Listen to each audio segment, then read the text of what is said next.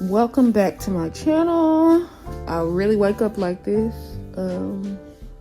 Yesterday was a really long day for me. I had kind of a hard day, but my daily verse this morning and the prayer that I read this morning was like right for me. Like, God, I thank you for working in your time on my life. I forgive me for trying to rush your plans. And yep, that was me. I just had a bit of a moment yesterday, but I didn't stay there. I woke up, I feel good, I'm ready to conquer this day.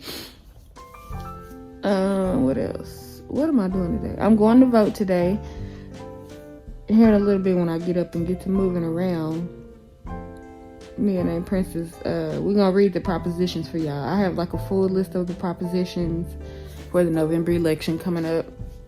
Early voting is, what's today? Thursday, Pooh? Yeah. Today's Thursday, so early voting ends tomorrow, actually. So we'll read some of the propositions for y'all just so y'all can have an understanding.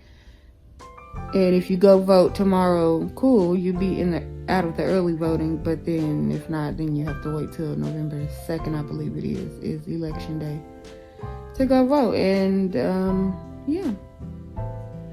So I'm fixing to tackle this right quick. I got to tackle hair this morning. So how'd you sleep, Pooh? Tell the people. Sleepy. Hey guys. Somebody is doing their hair. They're Care Bear today. So extra.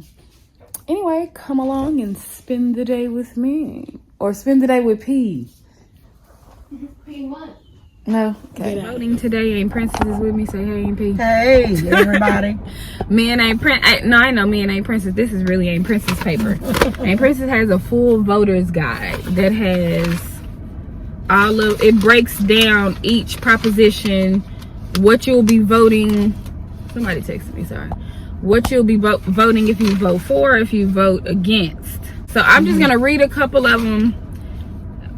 We've been reading them and we've been talking about them prior to coming to vote. Aunt Princess is going to vote. Aunt Princess really is she really somebody in her streets. She really somebody in her streets, in them Democratic streets of Hillsborough, Texas. Okay, but anyway, so I'm gonna read y'all the one that I was stumped on. Proposition 2.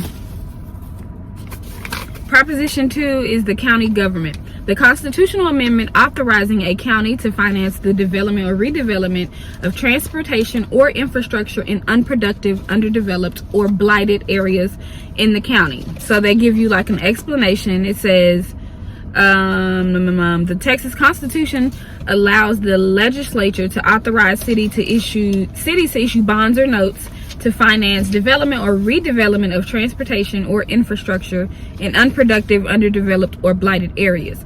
Proposition 2 would amend the Texas Constitution to add counties to the political entities that can issue bonds or notes for that purpose, and to pledge increases in property tax revenues to repay those bonds or notes. So that's the breakdown. That's the explanation. If you are voting for in favor of Proposition 2, right? If you're voting in favor of Proposition 2, this is what you're voting for. Cities and towns can already finance infrastructure and transportation projects using bonds and notes. Counties also need the ability to address infrastructure issues. The development or redevelopment of infrastructure or transportation is expected to increase property values. Higher property values would result in higher tax revenues to repay these bonds. Texas is growing, and infrastructure and transportation development is needed for our future economic prosperity. This proposition would allow counties to use bonds to finance much needed infrastructure projects. If you're voting against this proposition could expand debt, which may raise local property taxes. Opponents say that Texas's local debt ratio per person is too high, and issuing these bonds ties up future funds for debt service payment. These transportation and infrastructure projects could divert revenues that may go to other government services and projects.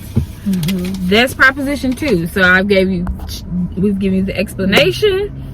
and the for or against. I'm not going to say what I'm voting for or against on either proposition on here, because it's my business. Like, that's really, I'm not know how to boil it down to. Okay, proposition 3. Also, you can see what's on your ballot wherever you are. I think you can go to like vote411.org or something like that, or go to Google and literally just type what's on my ballot.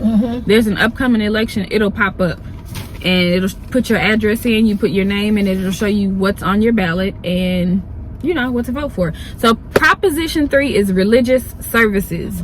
The constitutional amendment to prohibit this state or a political subdivision of this state from prohibiting or limiting religious services of religious organizations, church and stuff, or right, in my case, church and stuff, you know. Okay, so the explanation is the proposed amendment would add a new section to Article 1 of the Texas Constitution, the Texas Bill of Rights. It would prohibit state or local governments from prohibiting or limiting religious services. This proposed amendment is a reaction to restrictions put in place by the governor and some local governments during the COVID-19 pandemic. The restrictions required religious services to be held remotely or limited the number of people who could attend in person. The governor's restrictions were only in place for 12 days. He then declared that religious services are essential services and issued guidelines that said houses of worship should conduct as many activities as possible remotely and should follow federal guidelines when providing services in person. So if you are voting for this, voting in favor of Proposition 3, this is what you're voting for. Churches provide important support in a time of crisis. Closing churches reduces access to their services. Proponents say that closing churches violates religious freedom guaranteed by the Constitution. A government official should not be able to keep anyone from attending religious services. Arguments against. The proposed amendment could prevent local governments from enforcing safety measures during natural disasters such as tornadoes, hurricanes, or another pandemic. No faith group should have an unqualified right to spread a communicable disease. Existing law in the Texas Constitution adequately protects religious organizations. This is the one that we have been stumped on. Me and A Princess both. I'm at war with myself. Yeah. Because explain why though. Okay, so basically, first of all, on each side of the coin. So if I vote for the bill, right, I'm that person that says the church should close during the pandemic, right, or disaster. You say it should. I mean, no, it should stay open. It should stay open. Yeah, regardless. If I'm for that proposition. Yeah. Okay, people for. But in my mind, I'm thinking like, okay, the church is a living, moving body of people. You and I represent the church. God is coming back for people. Right. Okay, so who gives a care or damn about a cathedral closing or a building closing of any sort just to keep the public safe? Yes. Yeah. So, maybe they should, but in the name of church shit, we've done everything at 11 o'clock hour. Back in the 18th century, I mean, my God, we had folk in a church that we talked about, saying masters obey your slave. And then after the 11 o'clock hour, we took them to the local courtyard. What I'm saying is, people who are voting for this saying, no, we're never closing the church, but then I'm on the fence about it because I'm also saying, well, why not close the church? Because it's not like the government, right, meaning a mayor of the city could go in and say, hey, everybody, all churches closed down because we're about to face a natural disaster. We're not trying to restrict free exercise of religion. That's right. Not about that. And I'm like one of my colleagues, who's Ernest Brister, Tom Hanson. Ernest Brister said, good Lord, God does not want you to kill fellow Christians. Right. The Princess is the political person. Yeah. I really be I have to read this stuff and try to understand, because the language will trick you up. It'll trick you up. So right now, as it stands, the government has the opportunity and the ability to close it down if we vote against this bill, because the bill is standing. People who are voting for the bill, that party is saying, no, let's not close the churches. They should, because the churches are there in support of whatever is going on. Yeah. From like, you can't close the church. I'm voting against that. I'm voting against the new thing that's trying to be put in. Yeah, because what you want, if you're voting against, if you're on the fence, right? To say, you know, but no, that means I need to vote against it then. To say I want y'all to close to keep churches and the people in the churches safe. So y'all need for to close. public health. Yeah. So I'm voting against Proposition 3. I'm gonna say that. But our argument is being, will we start something in the rabbit hole? Because if we get on that fence, to say let's vote against it, then shit, the government could come back with another proposition in 2023 and say, you know what, we want to just let y'all come to church on Christmas, Mother's Day, and Easter. See what I'm saying? It's, you know, like if the government is in your business about closing down churches, what will they say next? Let's take up all the damn Bibles. Yeah. So that's why I've been in war with myself as a Christian. Like, Lord, now, do I want to be that person who bubbles in that little spot or push the button and say, no, I'm going to vote against. Let's close it down. But what am I really doing, though? I know. That's true. You know. What would y'all do? Leave in the comments what would you do. Okay, so that's Proposition 3. Okay, Proposition 4. That's a big one. The judges. Okay. The constitutional amendment changing the eligibility requirements for a justice of the Supreme Court, a judge of the Criminal Court of Appeals, a justice of the Court of Appeals, and a district judge. The proposed amendment would change the eligibility requirements for judges to run for office for the following: Supreme Court, Court of Appeals, and the Regionals Court of Appeals. Currently, the candidate for these courts must have been a practicing lawyer for at least 10 years or a practicing lawyer or judge of a court of record for a combined total of at least 10 years.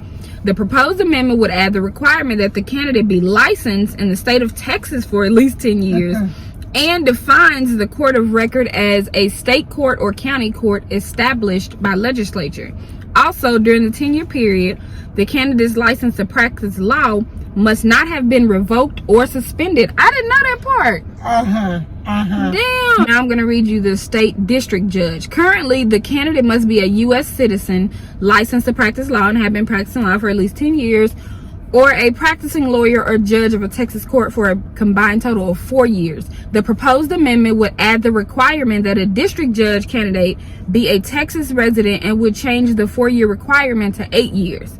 Also, during the specified 8-year period, the candidate's license to practice law must not have been revoked or suspended. Against this, the requirement of additional years of experience as an attorney could adversely impact the diversity, age, race, gender, etc. of judicial candidates and judges. The amendment would restrict the size of the pool of candidates eligible to run for the judicial positions, which could result in a judiciary that does not reflect the population. I don't know. I don't think I need to go into a lot, but we're going to go into a lot of detail. You read? Yeah, read. I was just fixing to say read that. So here's the deal. Okay. Oh, you want me to read it? Yeah, I'm going to let you read this. On that, I've been on the fence about it because, like, the language of the that's why I never did hardly like to vote on the amendments, because I didn't understand them, because the language is tricky. Right. It's designed to be that way. I'm sorry. So, you know, me with my dyslexia, ADD, whatever, it was hard for me to focus, you know. So this time I said, oh no, these amendments, while we're sleeping, because people don't make a big deal out of the amendments. This turns into law. Yeah. And then what we do down the road, we'll say, well, how did this happen? We didn't go vote. Right. Because we didn't understand the importance. But let me back up. Governor Abbott has been Donald Trump's butt for so many since he was in office. So what happened when I saw these amendments, these propositions, I thought this has got to do with something that happened in Houston back in 2019 when they called it Black Girl Magic, which people can go and look, because I know you're about facts on your page. You'll tell them what websites to look up. But I thought this restriction. But this one right here, is this? I'm not bad. Go ahead. Sorry, I keep cutting you out. Yeah, I'm just that's okay. But I know you're about facts. But I told you, I said, Portia, I'm not really sure why Governor Abbott has decided to place such harsh restrictions on how judges are elected, but I bet you it has something to do with, in Houston, Texas, Harris County, when all those black judges, black girl magic, they became judges. During that time, he was jocking Trump. I bet he just went to sleep one night and didn't know it. So, but I'm thinking to myself, because I know how Governor Abbott is, and what I mean, I don't know. But what I'm saying is his track record. If he went and released, I remember I told you about a Dallas salon owner during the time of the COVID, who some judge had her arrested because she didn't close her salon down during the pandemic. Her name is called Shelley Luther. Okay, they can look her up in Dallas.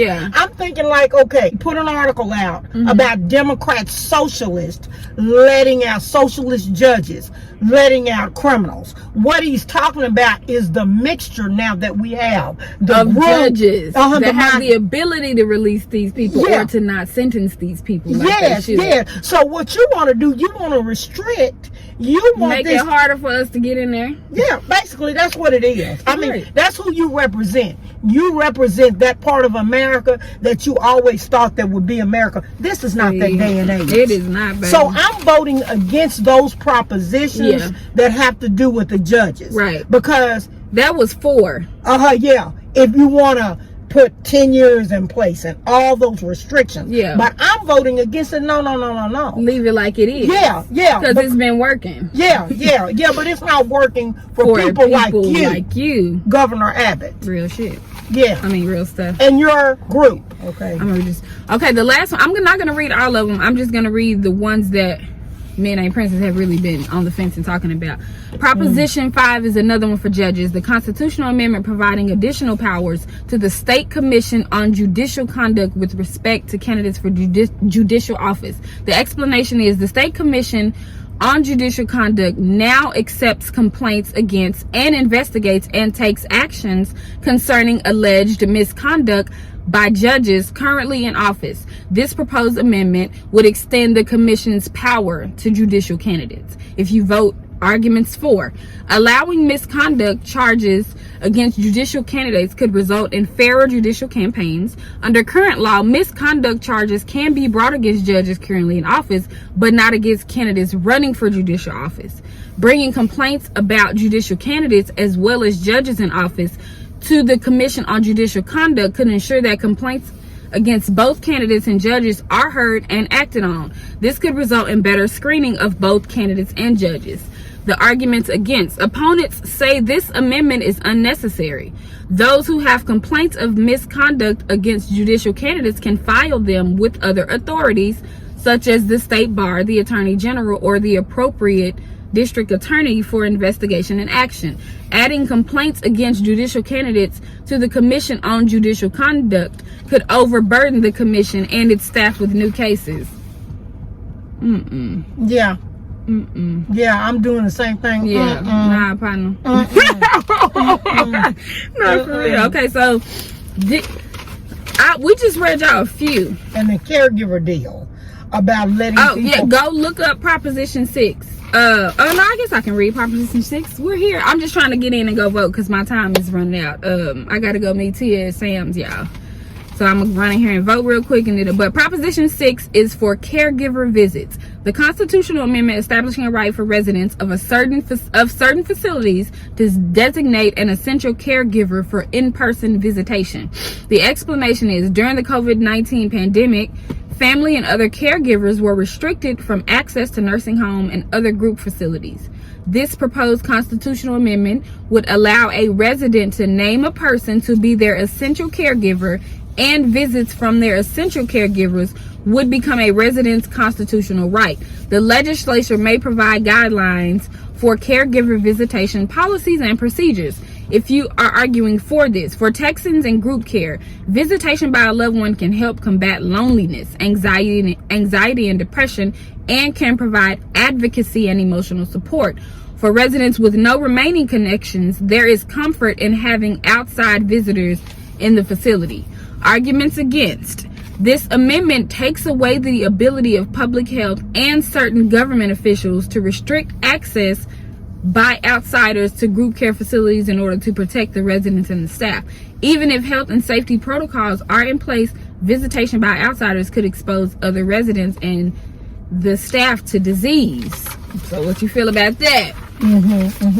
What you feel about that one? Because we've been on the fence about this caregiver one too, but I kind of know where we going with it. Yeah, because make a long story short, I really thought after I talked to, which I'm name dropping, another lady at my party, Kathy Montgomery, I talked to Tom first, my county chair there in Hillsborough, and he was talking about, okay, the senior, whoever the person is in the nursing home, could name their caregiver. Right. Okay, to the administration. You can say, well, I want my neighbor, John Doe, to come in and see me while pandemic is going on. Okay. So I really related that to about masks, but Kathy was saying it's deeper than that. Okay. This is more so about people not being lonely or dying alone during the time of a pandemic or anything that they have that. And so someone else also said, well, what if you have a 40-year-old who has a car accident? You know, people in the nursing home are not just seniors, they go there to rehab. Right. And so if it's restricted